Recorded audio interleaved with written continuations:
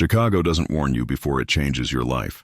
One moment, the streets are humming with traffic, laughter echoing off brick walls, lights glowing like a promise. The next moment, a single sound cuts through the air and everything freezes. This is not a story you hear on the news for a few seconds and forget. This is a story that follows you home, sits with you in silence and asks a dangerous question. How did one of the most iconic cities in the world become a place where fear walks beside hope every single day? Stay with me, because by the end of this story, you'll see Chicago differently forever. Chicago is a city of contrasts. Towering skyscrapers scrape the sky while quiet neighborhoods struggle beneath them. Tourists see deep dish pizza, lakefront views, and legendary music. Locals see something else entirely. They see the invisible lines that divide safety from danger, opportunity from survival. Crime here doesn't announce itself loudly. It grows slowly, block by block, story by story, until it feels normal. That's the scariest part. On the south side, mornings begin with boarded windows and memorial candles melted into the sidewalk. Names written in marker fade under rain. But the memories don't. People learn to look over their shoulders without thinking.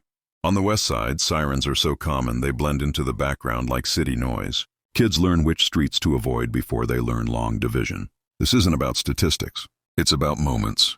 Moments when someone takes a longer route home. Moments when a mother waits for a text that never comes. But crime in Chicago isn't born in darkness alone. It grows where jobs disappear, schools crumble, and trust in the system breaks. Generations feel forgotten, pushed into corners where choices become limited and consequences become permanent. When survival becomes the goal, morality starts to blur. That's how cycles begin, and that's how they repeat. Yet even here, hope refuses to die. Community leaders fight back with words instead of weapons. Neighbors protect each other when no one else will. Chicago is wounded, but it's not defeated. To understand the crime, you must understand the city's soul. And this is only the beginning. Night falls differently in Chicago.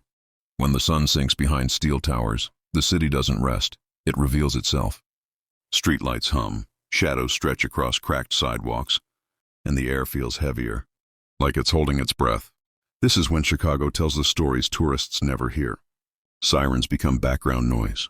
People walk faster, eyes sharper, instincts louder. Those who live here understand one thing clearly. The hours after dark decide who makes it home safely and who becomes another memory. Whispered the next morning. Crime in Chicago doesn't appear overnight. It grows quietly, fed by years of neglect and broken trust. Before a crime is committed, something else usually collapses first. A factory shuts down. A school loses funding. A parent works 2 jobs and still can't keep the lights on. These moments pile up silently until frustration turns into desperation. When pressure has nowhere to escape, it explodes. Headlines later reduce complex lives into cold numbers, but the real damage stays buried in families and neighborhoods long after the news cycle moves on.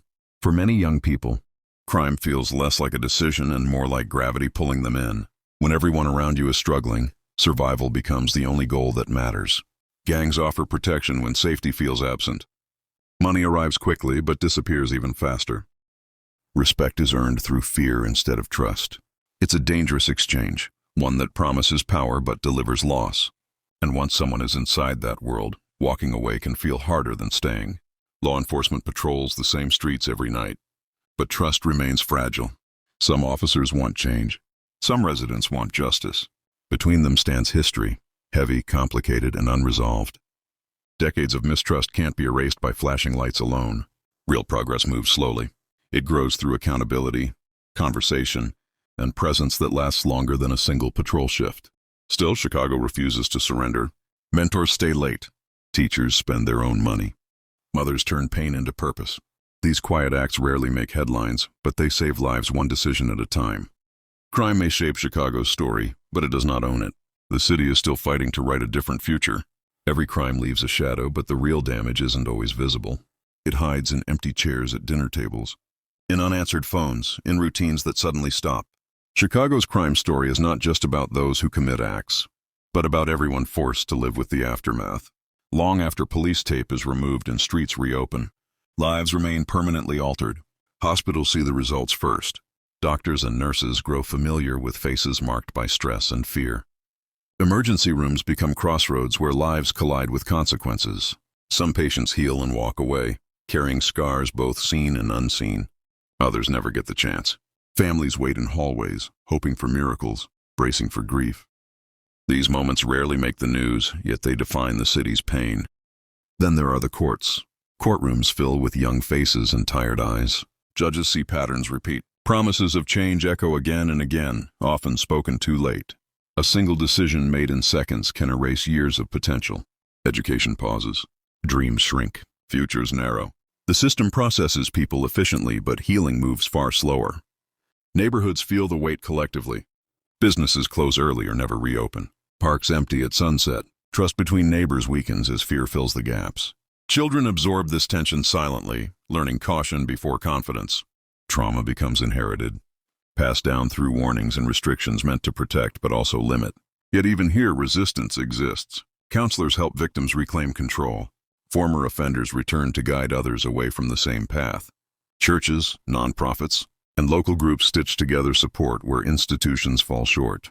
These efforts don't erase harm, but they interrupt cycles. Chicago's crime isn't just a law enforcement issue. It's a public health crisis, an economic wound, and a moral challenge. Every ignored problem compounds the next. Every investment in people, however small, pushes back against despair. Understanding the cost is the first step toward changing the outcome. Change will never arrive through fear alone. It comes when listening replaces labeling, when prevention matters as much as punishment. Chicago's future depends on whether empathy can grow faster than anger. The city stands at a crossroads every day, choosing between repeating history or rewriting it. Each choice, no matter how small, shapes the next generation. Silence protects nothing. Action, even imperfect, creates momentum. And momentum, once started, can transform streets defined by loss into places known for possibility. This chapter is uncomfortable because truth usually is. Facing reality hurts, but ignoring it costs more. Chicago is not beyond saving. It is waiting to be understood, supported, and rebuilt by people willing to stay. Those who remain, care, and act consistently hold the quiet power to reshape the city's destiny. Over time, through shared responsibility, Chicago speaks, but only if you listen closely. Beneath sirens and headlines, our voices rarely amplified. These are the people who wake up every morning determined not to become another statistic. Their stories reveal a side of crime statistics cannot capture, a side filled with courage, contradiction, and stubborn hope. Marcus grew up on the west side, where corner stores doubled as meeting spots and warning signs. He learned early which colors meant danger and which streets demanded speed.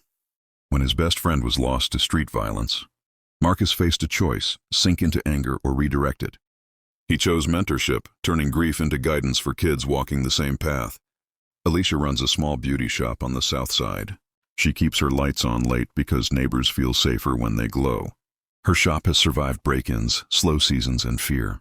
Still, she opens daily, believing presence itself is resistance. She says community begins when people refuse to disappear. Police officer Hernandez patrols the same neighborhoods where he once played as a child. He understands both sides of the badge. Some nights he makes arrests. Other nights he breaks up fights before they escalate. He knows trust cannot be demanded.